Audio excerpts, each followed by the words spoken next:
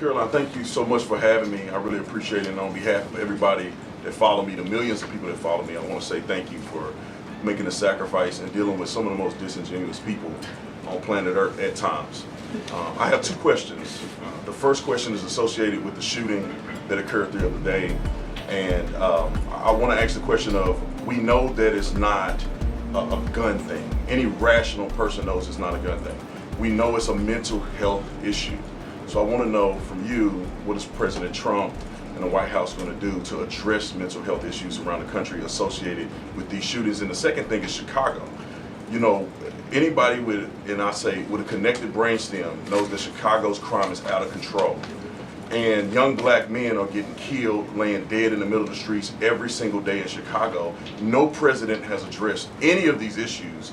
And so what is the White House going to do to address issues in their capacity to deal with the conflict and violence in Chicago? Sure.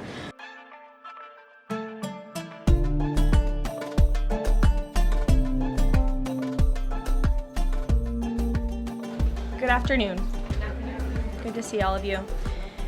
I want to begin today's briefing by addressing the horrific shooting that took place yesterday at the Annunciation Catholic Church in Minneapolis, Minnesota, where a deranged shooter opened fire during morning mass, killing an innocent 8-year-old and 10-year-old. 14 other children and 3 adults were also injured during this horrible tragedy. This was the first morning mass of the school year for these beautiful, innocent children, and this sacred religious service was desecrated by an evil monster. We are all eternally grateful to the heroic law enforcement officers and first responders whose courage and swift response aided all of those impacted by this horrible tragedy. As Director Kash Patel confirmed yesterday, the FBI is currently investigating this shooting as an act of domestic terrorism and a hate crime targeting Catholics. President Trump signed a proclamation yesterday following his call with the governor of Minnesota, Tim Walz, acknowledging the victims and their families and directing flags to be flown at half-mast. President Trump and the First Lady encouraged the entire nation to join all of us in praying for the victims and their families as they face unimaginable grief and loss. The White House and the FBI will continue to provide further updates as they become available. I also have a quick scheduling announcement for you today. The President will travel to New York City on September 22nd to address the United Nations General Assembly on Tuesday, September 23rd. On another matter, as Americans make their Labor Day weekend travel plans, they will be able to enjoy 5-year low gas prices thanks to President Trump fully unleashing American energy dominance. President Trump ended Joe Biden's Green New Scam policies and is delivering on his promise to make America affordable again. These savings at the pump are giving everyday American families more room in their budgets at the end of each month, which is the exact opposite of what we saw under the previous administration. And as we commemorate Labor Day this year, we finally have a president who fights and delivers for the American worker every single day. President Trump believes that American workers are the heart and soul of our economy and our national identity, which is why he's championed an agenda that puts them first always.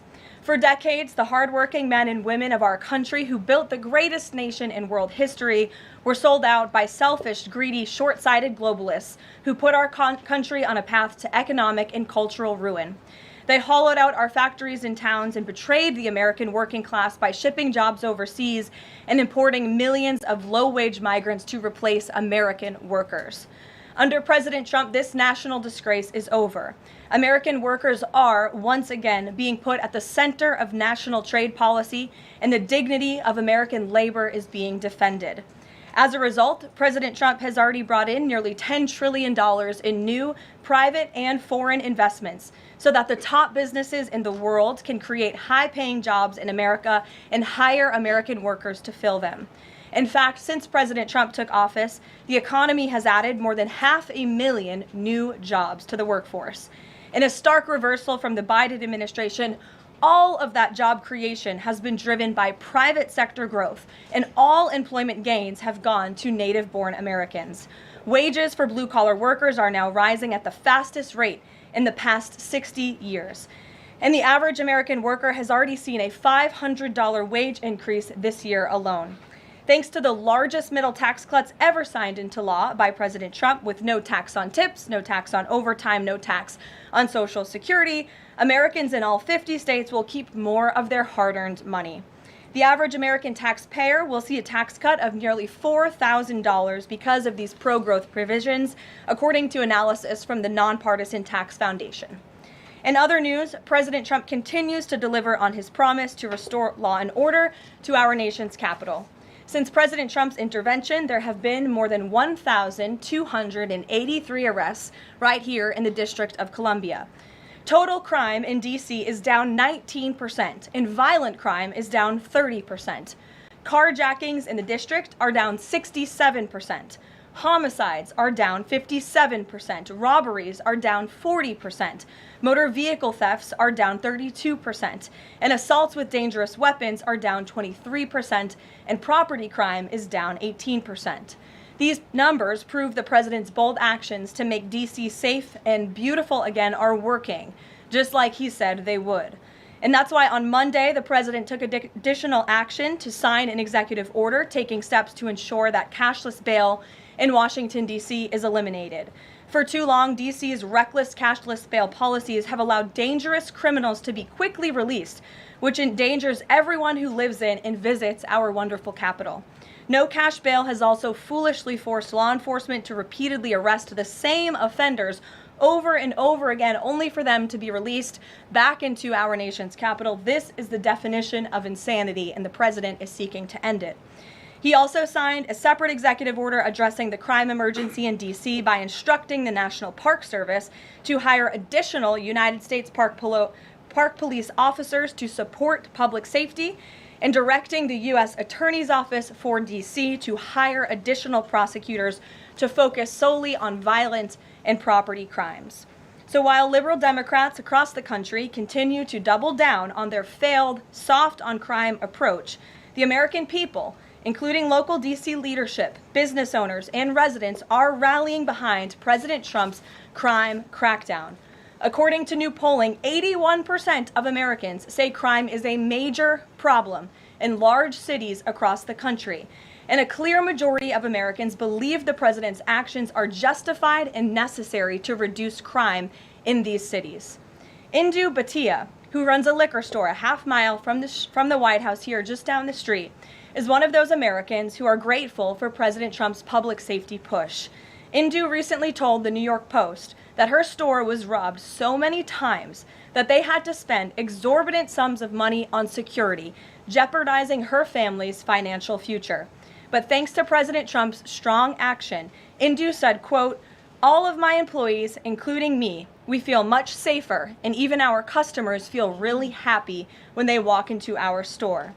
And just yesterday, Washington, D.C. Mayor Muriel Bowser credited President Trump for surging federal law enforcement personnel and said neighborhoods, quote, "feel and are much safer." We thank Mayor Bowser for her cooperation and her willingness to help us make D.C. safe and beautiful. This entire effort has vindicated what President Trump and law and order advocates have been saying for years, and this is our message to Americans in Democrat-run cities nationwide. Decline is a choice. You don't have to live in constant fear of being robbed, raped, or murdered. Your leaders are lying to you, and they have been failing you for decades. The President Trump approach of upholding law and order by letting our brave men and women in blue actually do their jobs to aggressively fight crime works. In just a few weeks, President Trump has done more for D.C. residents than Democrats did in 50 years. And this can be replicated in other crime-ridden cities across the nation. As President Trump has said, all of these elected officials in charge have to do is pick up the phone and ask for the president and the federal government's help. President Trump doesn't care if they are a Republican or a Democrat leader. He wants Americans to be safe and for every law-abiding American citizen across the country to be able to thrive in their city and in their community. With that, I'll take questions. Here in our new media seat today, we have social media influencer, content creator, Brandon Tatum. Brandon, thank you so much for joining us today. Why don't you kick us off? Well, Karoline, thank you so much for having me. I really appreciate it. And on behalf of everybody that follow me, the millions of people that follow me, I want to say thank you for making the sacrifice and dealing with some of the most disingenuous people on planet Earth at times. I have two questions. The first question is associated with the shooting that occurred the other day. And I want to ask the question of, we know that it's not a gun thing. Any rational person knows it's not a gun thing. We know it's a mental health issue. So I want to know from you, what is President Trump and the White House going to do to address mental health issues around the country associated with these shootings? And the second thing is Chicago. You know, anybody with, and I say, with a connected brainstem knows that Chicago's crime is out of control.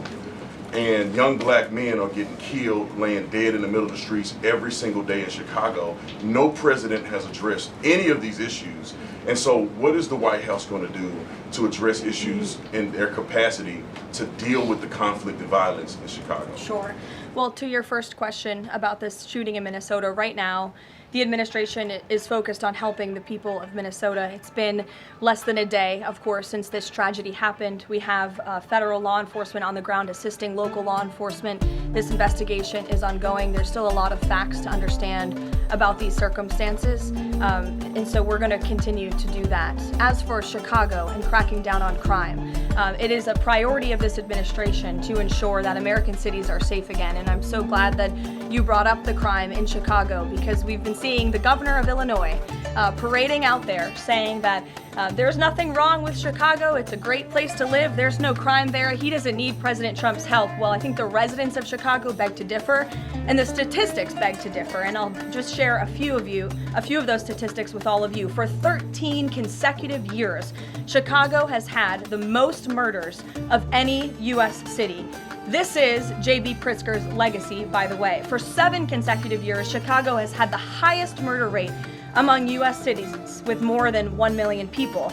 In 2024, just last year, Chicago's murder rate per capita was 3 times higher than Los Angeles and nearly 5 times higher than New York City. That's more than double the murder rate in Islamabad and nearly 15 times more than Delhi. Out of Chicago's 147,899 reported crimes this year, that's how many crimes have been reported in Chicago since January 1st. There have only been arrests in 16% of them. These numbers are unacceptable. There have been more illegal guns recovered in Chicago than in New York City and Los Angeles combined. The number of reported motor vehicle thefts last year was more than double the number in 2021. And Chicago has also, just like DC, come under scrutiny over discrepancies in its homicide data reporting. So as bad as these numbers are, perhaps they are even worse. And this is Governor Pritzker's legacy. He should put politics aside. He should pick up the phone and call this president, who would be more than happy to do right by law-abiding American residents in the city of Chicago, and we hope that he will.